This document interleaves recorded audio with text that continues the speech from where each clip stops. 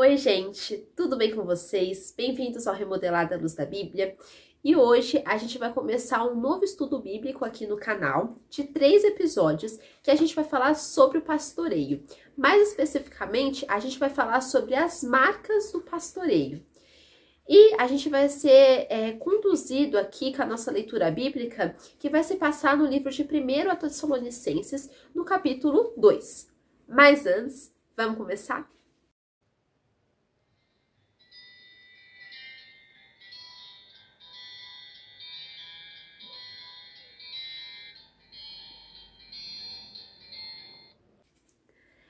Então, eu vou começar fazendo a leitura desse texto, para a gente ir entendendo, fazendo esse estudo mais aprofundado sobre os pontos do pastoreio.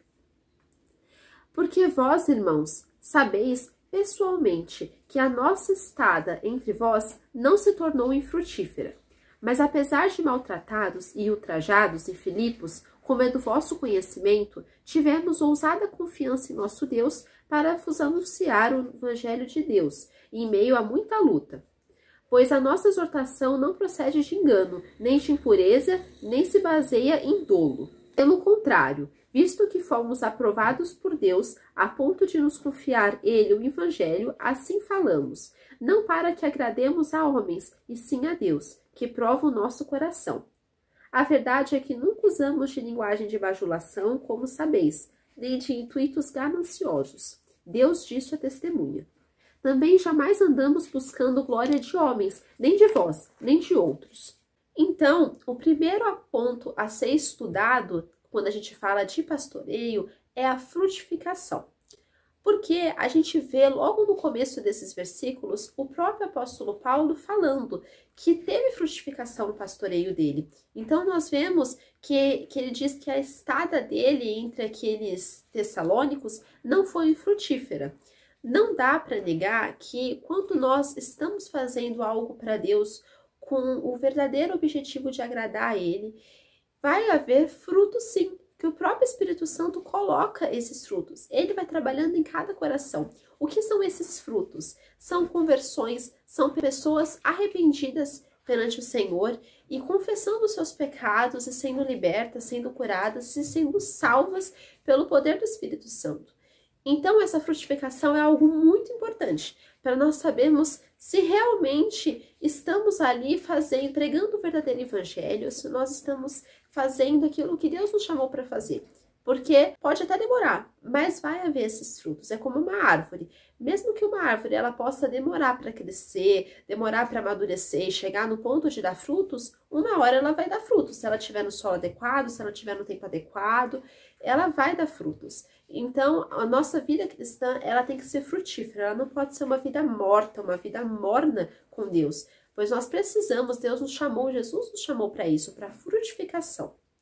Bom, a gente também vê, durante essa leitura desses versículos, luta. A gente vê a luta que o apóstolo Paulo enfrentou, como ele mesmo diz. Mas apesar de maltratados e ultrajados em Filipos, como é do vosso conhecimento, tivemos ousada confiança em nosso Deus para vos anunciar o Evangelho de Deus, em meio a muita luta. Então, é como a própria Bíblia fala, que todos aqueles que querem viver uma vida com Deus, que vivem uma vida com Deus, vão passar por lutas. Porque a nossa vida não vai ser um mar de rosas. É como se a gente tivesse até as rosas, mas essas rosas têm os seus espinhos. E aí a gente vai ter que equilibrar para a gente não ficar com revolta contra Deus por causa dessas lutas, porque nós somos provados para sermos aprovados por Deus. Mas a gente tem que sempre pensar também que essas lutas vão ser aquilo que vai provar a nossa fé. Porque essas lutas vão fazer que a gente veja o que está no nosso coração. Nós precisamos ter prudência também como vamos enfrentar essas lutas. Nós não podemos também desconsiderar o fator de enfrentamento. Como nós vamos enfrentar? Nós não podemos aceitar ficarmos nessas lutas assim sem vencermos. Porque a luta aqui do apóstolo Paulo, ele mesmo falou que foi naquela cidade de Filipos, eles foram ultrajados, maltratados, mas eles saíram de lá vitoriosos, eles fizeram o que Deus queria, que era o quê? Perseverança. Então, eles perseveraram na fé, eles não negaram a fé e nós também temos que perseverar. Nós não podemos ser pessoas desistentes, nós precisamos ser pessoas persistentes, porque o Espírito Santo nos capacita a nós passarmos por cada luta que ele coloca, né? Que ele mesmo permite, na verdade, a gente passar. A gente também continua vendo e estudando, quando nós lemos esses versículos, sobre o fator da confiança em Deus. Paulo aqui, ele fala que ele teve uma ousada confiança. Não foi só uma confiança, foi uma ousada confiança.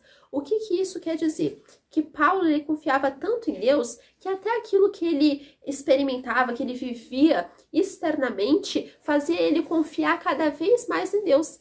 Então ele não desanimava quando ele via essas lutas, ele não pensava em desistir, ele sempre pensava que todas as coisas cooperam para o bem daqueles que amam a Deus, daqueles que são chamados segundo o seu propósito. Então, essa ousada confiança é o que deve habitar nos nossos corações quando nós passamos pelas lutas. Por quê? Porque a nossa confiança em Deus, ela sempre tem que aumentar. Esse é o fator de crescimento. Nós não podemos deixar a nossa confiança em Deus esmorecer. E como nós fazemos essa confiança aumentar para quando vier as provações, as lutas, nós saímos de lá aprovados? Nós precisamos nos encher do Espírito Santo, nós precisamos nos entregarmos realmente a Deus, né, a nossa vida, e lermos a Bíblia, orarmos. Nós precisamos estar firmes em Deus, porque só assim nós estaremos firmes quando vier o dia mau. Nós também percebemos como a nossa vida cristã, e até o próprio pastoreio, ele é para o anúncio do evangelho, ou seja, não é para uma glória própria, não é para uma vanglória, né? Não é para qualquer objetivo. Ele é um anúncio do evangelho, como Paulo mesmo diz. Para vos anunciar o evangelho de Deus, em meio a muita luta. Então, nesse versículo 2, ele mesmo diz que o objetivo era para anunciar o evangelho de Deus. Esse evangelho de Deus é a salvação em Cristo, é o que está escrito na palavra, e nós também somos chamados a passar esse evangelho adiante, a anunciar esse evangelho. E aonde nós estamos? Pode ser que não seja sendo um pastor, mas na internet, ou quando você estiver no mercado, na escola, na faculdade, no trabalho, em todo tempo, precisamos ter em mente que nós precisamos ser testemunhas vivas. E também o nosso anúncio do evangelho pode ser feito com palavras, mas principalmente com atos. Esses atos são atos de justiça, atos que vão nos fazer conhecidos como os filhos de Deus. Então, nós precisamos dar o bom testemunho aonde quer que nós estejamos, para nós não sermos escândalo, mas que nossa vida possa servir para anunciar o evangelho de Deus. Também precisamos ter em mente a nossa responsabilidade desse evangelho, porque Deus nos confiou esse evangelho. Paulo mesmo diz: pois a nossa exortação não procede de engano, nem de impureza, nem se baseia em dolo. Pelo contrário, visto que fomos aprovados por Deus a ponto de nos confiar ele o evangelho, assim falamos, não para que agrademos a homens, e sim a Deus, que prova o nosso coração. Então a gente vê também essa aprovação de Deus.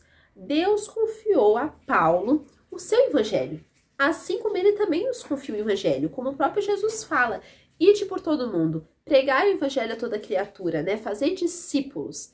Então nós somos chamados para isso, e a gente precisa ter essa consciência de responsabilidade. Por quê? Porque quando nós temos ela, nós percebemos que não é um chamado de homens, não é uma obrigação humana, e sim um chamado espiritual, uma vocação espiritual, algo que nós precisamos cumprir, não para dar conta para homens, mas para dar conta a Deus, porque Deus sonda os nossos corações, e Ele sabe se nós vamos cumprir ou se não vamos cumprir.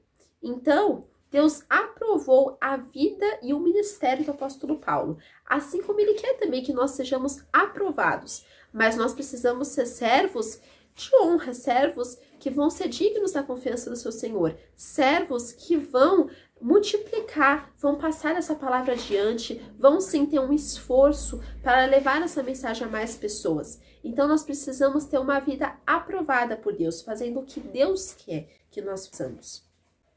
Precisamos ter em mente algo que o apóstolo Paulo também deixou escrito: nenhuma glória humana. Pois Quando a gente leva o evangelho a pessoas, não é para nossa glória. Quando a gente lê a Bíblia, não é para nossa glória. Quando a gente ora, não é para nossa glória. Mas é para que o nome de Deus seja glorificado e para também nós estejamos em comunhão com Ele e fazendo aquilo que Ele nos manda fazer. Paulo diz que de maneira nenhuma o evangelho foi elevado para a glória humana, teve esse objetivo, mas sim que Deus se agradou dele, que deu ali o ministério para ele de levar o evangelho, e nós também não podemos ter esse pensamento de fazer as coisas para nossa glória, de fazer para receber algo em troca, de fazer porque os outros estão vendo. Nós precisamos ter um coração muito puro e um coração muito santo com as nossas intenções para que Deus possa aprovar. Porque mesmo se a gente fizer várias obras, se a gente fizer somente para ser reconhecido, nós não vamos ser aprovados por Deus. Nós podemos até ser aprovados pelos homens, mas não aprovados por Deus, porque Ele conhece o nosso coração. Então, nós também percebemos todas essas marcas do pastoreio e ainda vamos continuar percebendo, né, nesses próximos estudos bíblicos que vamos ter sobre isso e o que Deus espera de nós. O que é que Deus quer de nós? O que é que Deus nos chama? Para que é que Deus nos chama? Para levar o evangelho. Então, nós precisamos ser servos aprovados. Não que nós vamos ser dignos da nossa salvação, mas nós precisamos fazer o que está nas nossas mãos, fazer aquilo que está na nossa responsabilidade, para levar adiante aquilo que o Senhor já nos passou.